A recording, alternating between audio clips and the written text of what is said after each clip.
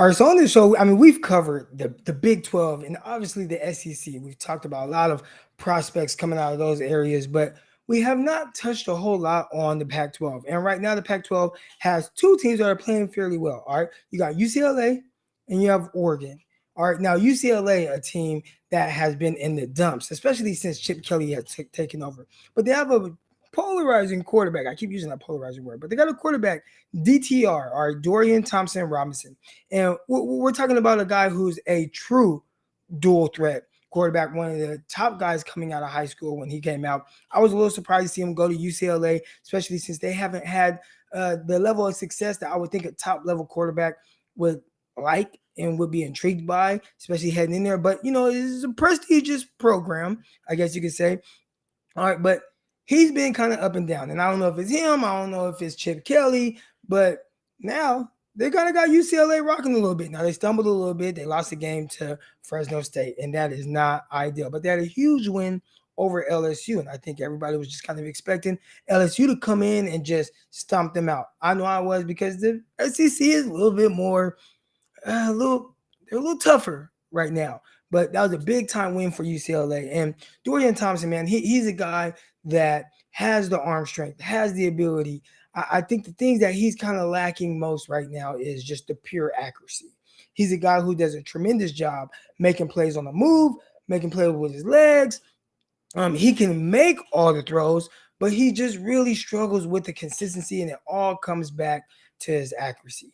All right, now he hasn't been alone over there at UCLA. They don't have like the big time receivers, and they really haven't in recent years. I think Shaq Evans was probably the last good UCLA receiver off the top of my head. Maybe Lacey, I remember him. I mean, we're talking about guys that were decent, but Shaq might have gotten drafted fourth round to the Jets, if I remember correctly. But these aren't guys that have just been really hitting on all cylinders at the receiver position. So Dorian Thompson Robinson, which it was interesting for me to just see him go to that school in the first place. But that's why. Where's the help? Well, they got a little bit of help with Zach Charbonnet, the running back, transfer from Michigan, and he is having a tremendous season. We're talking about somebody who is averaging over 7 yards per carry. I mean, over 7.5 yards per carry. I mean, who was expecting that when this guy transferred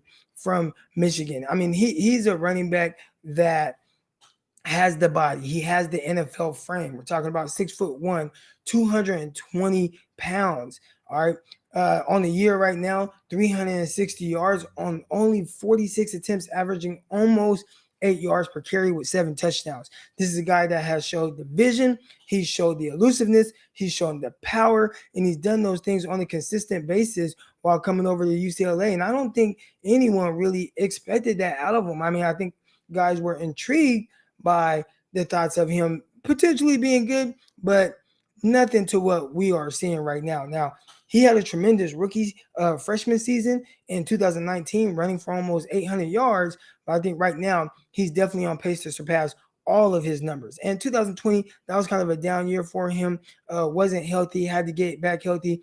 Definitely seems like he's hitting his stride with UCLA right now. And probably one of the key contributing factors to UCLA being 3-1 right now, with not too much help on the offensive side of the ball. And I mean, can we name any defensive guys on UCLA?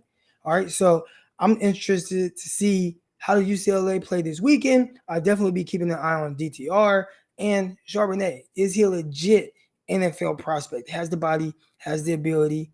Now, can he be consistent? Oregon, on the other hand, the number 3 overall team, obviously had a huge win over Ohio State. All right, and at running back right now, a guy who returned for his senior year, CJ Virgil.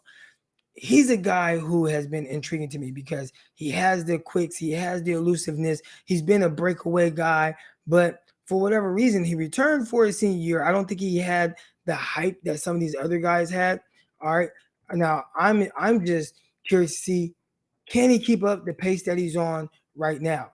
All right, he has the body, a guy, 5'8", 211 pounds, so he built a little stocky, a little sturdier. All right, he hasn't been as explosive as Charbonnet. We're talking about 61 carries, 343 yards, 5 tugs, a little bit over 5.5 yards per carry. But he's making plays when it matters. And we saw it over and over again against Ohio State. Now, can he compound that? Can he continue to do that? They got a big game against Stanford coming up on October 2nd. I think that's when we're going to see is he for real as a prospect, and can he jump on the radar? Because right now, the Ohio State game, that was his biggest game. Outside of that, he hasn't had nearly the production that he had in that game. And, these scouts, they're going to want to see some consistency. Johnny Johnson, he's another guy that was intriguing for me going into this season. Stayed for another year. What is he going to be?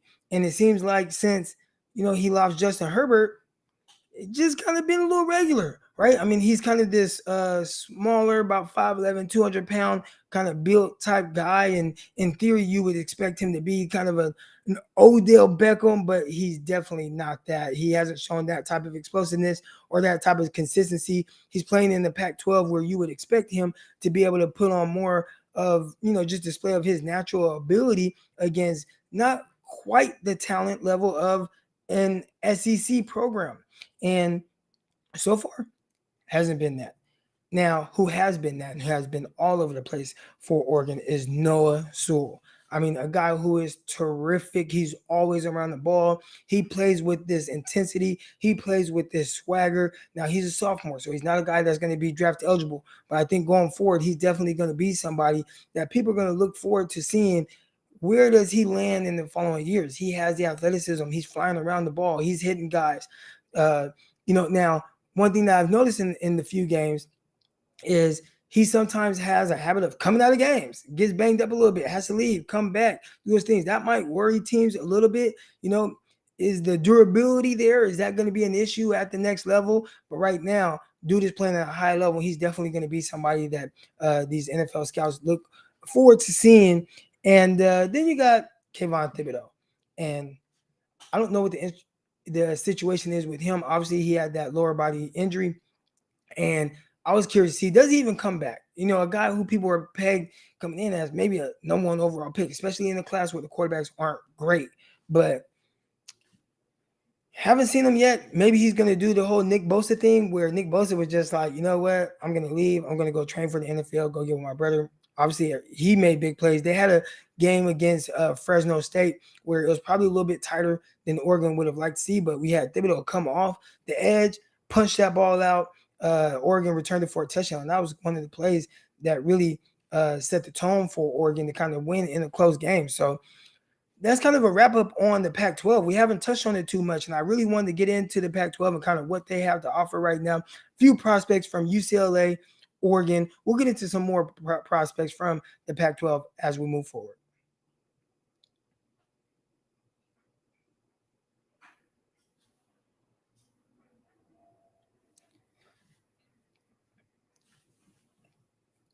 All right, so it's Thursday night right now as I'm recording this. So by the time you guys hear this, these games will probably be over. All right, but got a big game tonight. All right, you got Cincinnati Bengals against Jacksonville Jaguars, and obviously you have polarizing guys on all sides of the ball right here. All right, you got Justin Burrow in his second year. He's coming off of a torn ACL.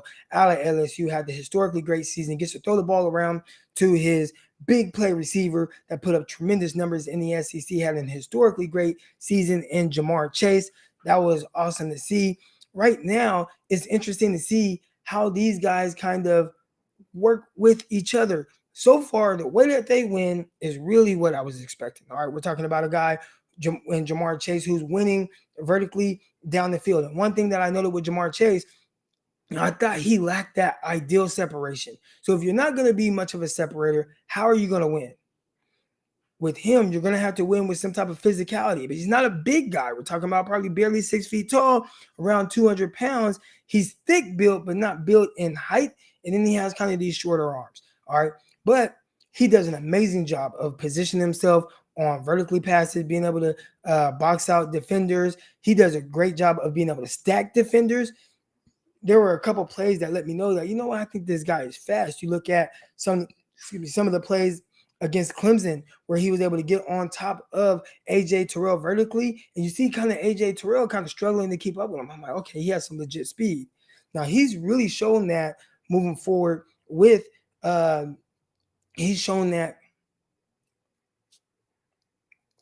Now he has really shown that at the next level. We're talking about somebody who has 4 touchdowns through 3 games.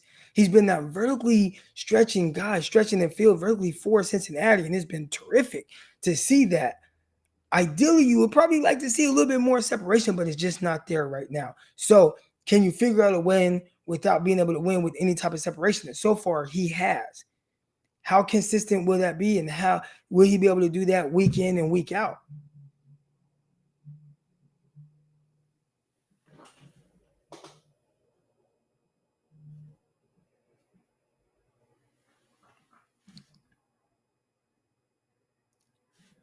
Will he be able to do that week in and week out?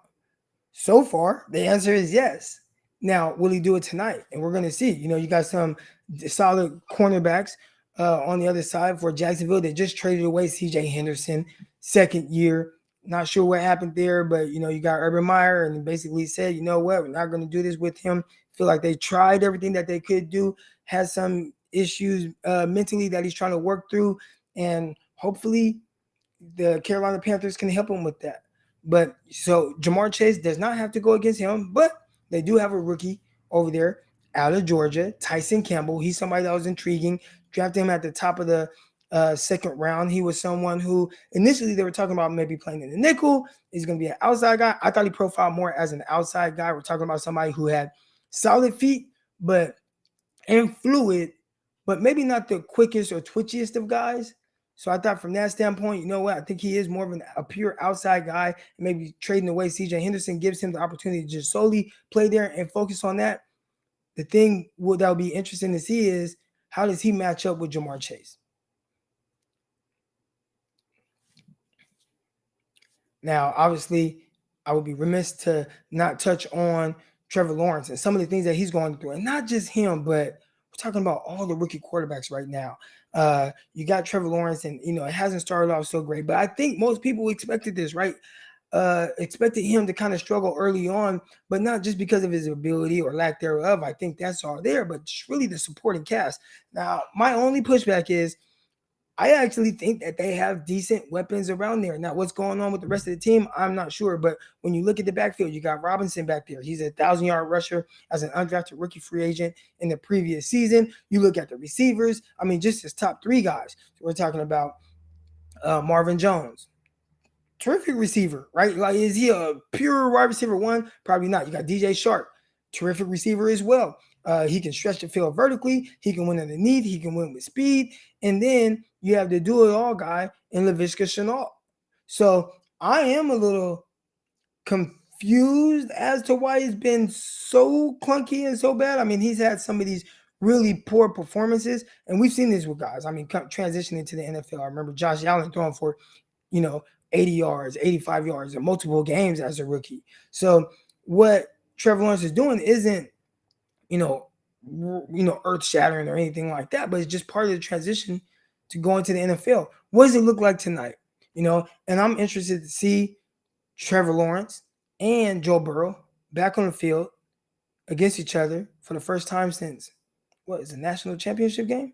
So that's going to be intriguing to see who looks like what. I think both of these quarterbacks kind of struggle with the offensive line play, and that's kind of hurt these guys and maybe sped up their time clocks a little bit, but that's something to definitely keep an eye on. And then you have Justin Fields, right? He had a game last week, the Chicago Bears against the Cincinnati Bengals, where he netted 1 passing yard. That is not ideal. How will he improve on that? One thing, and he made this comment in the preseason. He said, man, I thought the NFL would be faster. I thought the game would be faster. Now I think the game is moving at like warp speed for him because he's holding on to the ball a little too long, which really was an issue for him in college at Ohio State. A lot of people kind of noted that he took some unnecessary sacks with a lot of time in between the snap and the sack happening. Right now he's having that same issue, not really getting the ball out as quickly as you would like. Can he improve on that? Can he improve on getting the ball out of his hands quicker? Can Nagy help him get the ball out quicker. That's going to be something I'm really looking forward to seeing. And I don't think it's about the overall numbers of Justin Fields. I think it's going to be more so about just what does it look like? What does the eye test tell you? Because last week looked a little overwhelmed. Now, a quarterback that's not overwhelmed is Mac Jones. And Mac Jones is playing against the GOAT, Tom Brady. This weekend, Tom Brady's coming home party. And, Mac, he's done well. Now, last week, I know, if you look at the stats, you look at it looked bad. Talking about 3 interceptions, 2 pick sixes or whatever it was. I mean, it looked crazy. Now, I think some of that was, if he's just slightly off, he didn't have guys that just made those plays for him. And that happened a few times where I thought he threw a ball down the middle of the field, down the seam, terrific throw, ball was dropped. He threw a ball where he escaped like 3 guys down the right sideline, ball was dropped. The interception, it was tipped up to the crib, ball was dropped. And I really think all 3 of those passes were to the same guy, Jonathan Smith. So maybe you need to stop throwing to him. But I'm curious to see how does he look when you have to look on the other side of the field and see a guy that really built everything that the Patriots stand for, and people expected you to look like him. Does that pressure him, or does he stand in there and say, you know what, I'm not fazed by this, I'm prepared, I'm ready to go? And so far, with what they've asked of him, he's done a terrific job. So I'm curious to see how really all these rookies perform. I know a little bit of what I'm getting from some of these guys, but Mac Jones, that's the one where he has played decent. He has played well. He's definitely looking like the most NFL-ready prospect that most people thought he would be. Now what will it look like going up against the GOAT?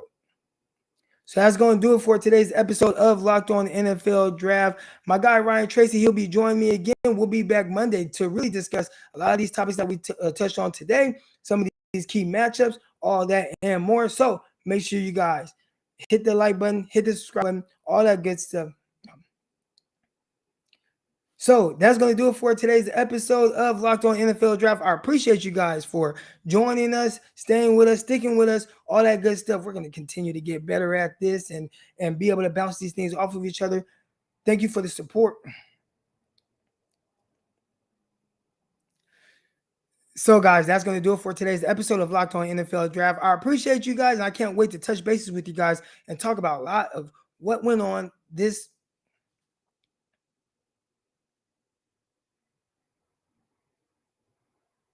So, guys, that's going to do it for today's episode of Locked On NFL Draft from myself, Eric Crocker. And make sure you guys follow me on Twitter at Eric_Crocker. And also my guy, Ryan Tracy. Follow him on Twitter as well. He Locked On Chiefs. Go ahead, take a listen to that. Listen to Locked On 49ers. We appreciate y'all. We'll be back with you guys next Monday. Peace.